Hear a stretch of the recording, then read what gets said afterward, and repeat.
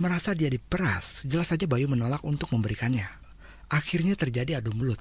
Bahkan preman kampung itu mengancam akan memukul Bayu dengan kayu besar kalau dia nggak mau bayar lagi. Untung saja ketika Bayu akan dipukul, datanglah si Jono, teman baik Bayu dari kampung yang kebetulan lewat jalan itu. Dia membantu Bayu untuk ngelawan preman ini.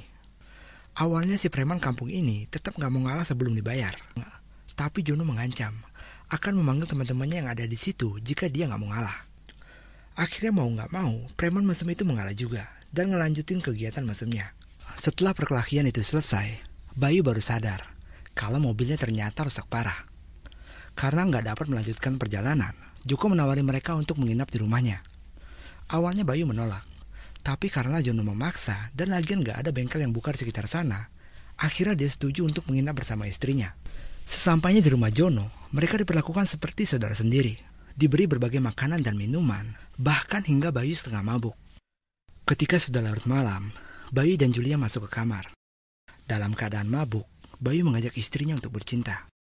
Tapi akhirnya berakhir dengan kecewa. Saat mereka akan melakukannya, mereka baru teringat kalau Bayu sudah impoten. Penisnya nggak dapat lagi berfungsi dengan baik. Semenjak kecelakaan yang dialaminya beberapa bulan yang lalu, berbagai usaha sudah Julia lakukan agar suaminya normal kembali. Tapi semuanya sia-sia. Merasa nggak terpuaskan oleh suaminya, diam-diam Julia keluar dan mencoba memuaskan dirinya sendiri. Saat melakukannya, nggak sengaja Jono yang kebetulan lewat sana mengintipnya. Julia yang akhirnya sadar akan kehadiran Jono, seketika pergi berlari dari tempat itu dalam keadaan malu.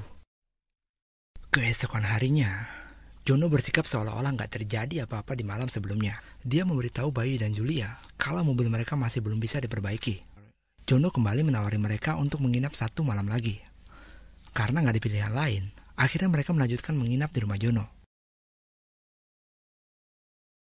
Malam harinya mereka bertiga kembali makan dan minum. Bayu terlihat mabuk berat malam itu dan meninggalkan Julia dan Jono di luar.